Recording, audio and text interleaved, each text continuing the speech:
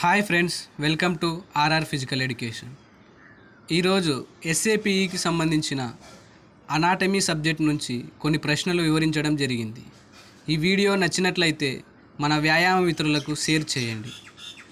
ఇందులో మొదటి ప్రశ్న, కణం గురించి అధ్యయనం చేసే శాస్త్రం. Option A psychology, option B cytology, option C myology, option D nephrology. దీనికి ఆన్సర్ వచ్చేసి సైటాలజీ. ఆప్షన్ ఏ చూసుకున్నట్లయితే సైకాలజీ. సైకా అంటే ఆత్మ, లజీ అంటే శాస్త్రం. సైకాలజీ అంటే మానవ ప్రవర్తన గురించి అధ్యయనం చేయు శాస్త్రం. Option B cytology. సైట్ అంటే కణం, లజీ అంటే శాస్త్రం, కణం గురించి అధ్యయనం చేయు శాస్త్రం. Option C మయోలజీ. మయోలజీ అంటే కండరం గురించి అధ్యయనం చేయు శాస్త్రం. మయో అంటే కండరం.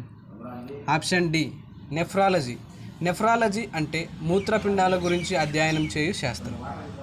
రెండవ ప్రశ్న, మానవుని శరీరంలో నిర్మాణాత్మక మరియు క్రియాత్మక ప్రమాణం. ఆప్షన్ ఏ కణం, ఆప్షన్ బి కేంద్రకం, option C mitochondria, option D nephron. దీనికి ఆన్సర్ వచ్చేసి కణం. ఆప్షన్ ఏ మానవుని స్ట్రక్చరల్ అండ్ ఫంక్షనల్ యూనిట్ వచ్చేసి కణం.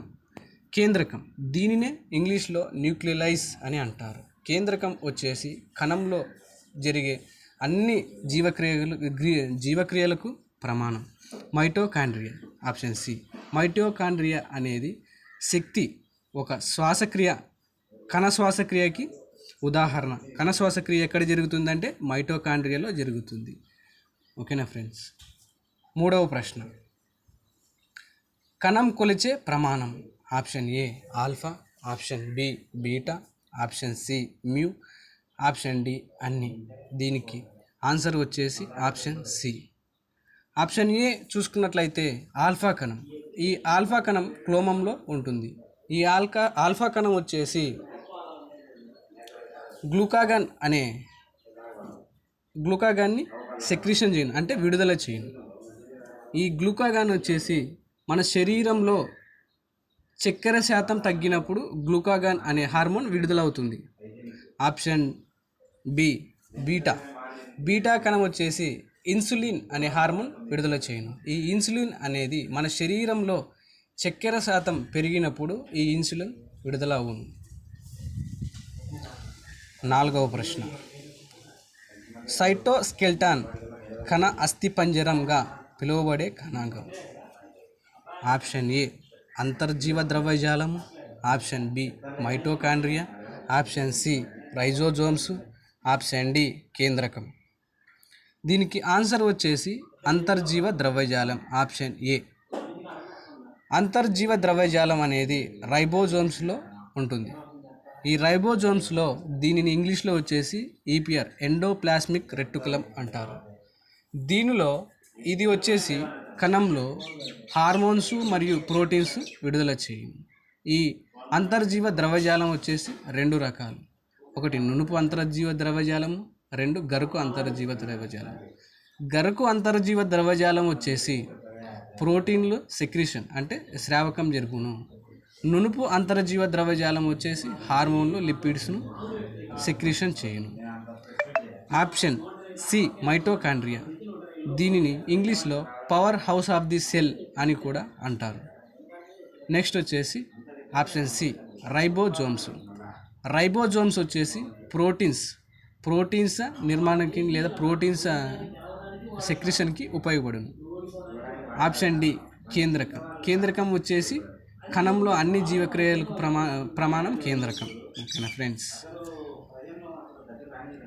ఐదవ ప్రశ్న, శక్తి కర్మాగారం, power house of the cell అని దేనిని అంటారు అంటే option A lysosomes, option B mitochondria, option C ribosomes, option D Golgi. దీనికి ఆన్సర్ వచ్చేసి మీరు కామెంట్ రూపంలో తెలియజేయండి ఫ్రెండ్స్. ఆరవ ప్రశ్న,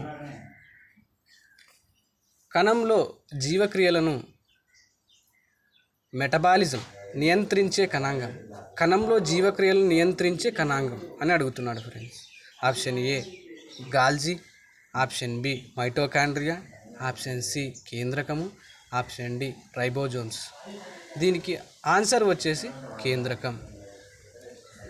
ఆప్షన్ ఏ చూసుకున్నట్లయితే గాల్జీ సంక్లిష్టం వచ్చేసి రవాణా, అంటే మన కణంలో ఉన్న పదార్థాలను ఒక చోట నుంచి మరొక చోటకి రవాణా చేయటానికి ఉపయోగపడును. మైటోకాండ్రియా కణ శ్వాసక్రియ చేయడానికి ఉపయోగపడును. కేంద్రకంలో RNA ప్లస్ DNAతో పాటు రైబోజోమ్స్ కూడా తయారగును. ఈ రైబోజోమ్స్ అనేవి ప్రోటీన్ల స్రావకానికి ఉపయోగపడును. 7వ ప్రశ్న, స్వయం విచ్ఛిత్తి సంచులు సూసైడల్ బ్యాగ్స్ అని దేనిని అంటారు? Option A mitochondria, option B lysosomes, option C ribosomes, option D రిక్తికలు. దీనికి ఆన్సర్ వచ్చేసి లైసోజోమ్స్ను స్వయం విచ్ఛిత్తి సంచులు అని కూడా అంటారు. దీనినే జీర్ణక్రియ, ఇది వచ్చేసి ప్రోటీన్స్ మరియు లిపిడ్స్లను జీర్ణం చేయడానికి ఉపయోగపడును. ఆప్షన్ ఏ చూసుకున్నట్లయితే మైటోకాండ్రియా, మనకి తెలుసు మైటోకాండ్రియాని power house of the cell అని కూడా అంటారు. ఆప్షన్ సి రైబోజోమ్స్, ఈ రైబోజోమ్స్ వచ్చేసి దీనినే ప్రోటాన్ ఫ్యాక్టరీ అని కూడా అంటారు. ఆప్షన్ డి రిక్తికలు వచ్చేసి store house of the cell, ఇంగ్లీష్లో store house of the cell. కణంలో ఆహార పదార్థాలను నిల్వ చేసేది ఏది అంటే రిక్తికలు. ఓకేనా ఫ్రెండ్స్. 8వ ప్రశ్న, కణంలో రవాణా శాఖ వలె పనిచేయు కణాంగం అంటే ట్రాన్స్పోర్ట్స్ ఆఫ్ ఫుడ్, రవాణా శాఖ. ఆప్షన్ ఏ రిక్తికలు, option B mitochondria, option C ribosomes, option D centrosomes. దీనికి ఆన్సర్ వచ్చేసి రిక్తికలు.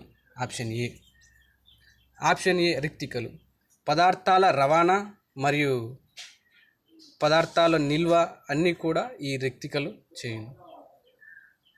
ఆప్షన్ బి మైటోకాండ్రియాలో వచ్చేసి దీనిలో శక్తిని నిల్వ చేసుకుంటుంది, ATP రూపంలో శక్తిని నిల్వ చేసుకుంటుంది.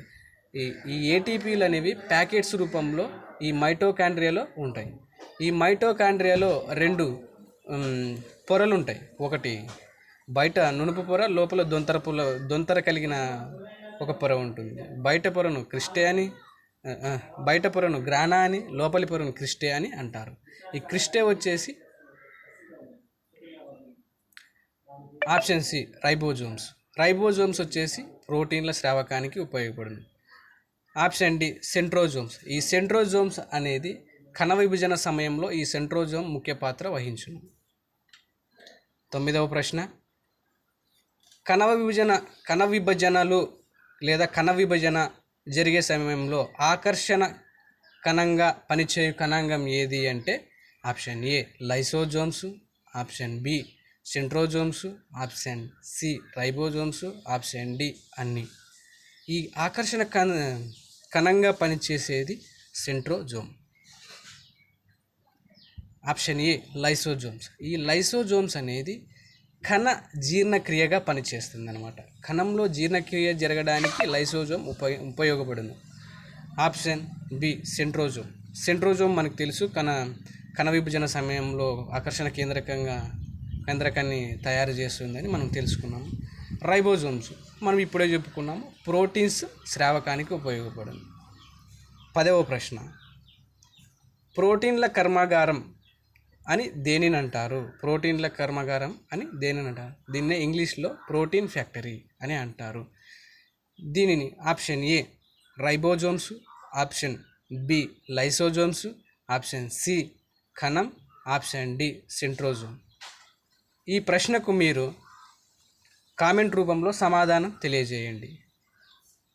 రైబోజోమ్స్ అంటే ప్రోటీన్ల స్రావకం, లైసోజోమ్స్ అంటే జీర్ణక్రియ, కణం అంటే న్యూక్లియోలైస్ అంటారు, అన్ని క్రియలకు ప్రమాణం, సెంట్రోజోమ్ కణ విభజనకు ప్రమాణం. ఓకేనా ఫ్రెండ్స్, ఈ వీడియో నచ్చినట్లయితే like and share and subscribe.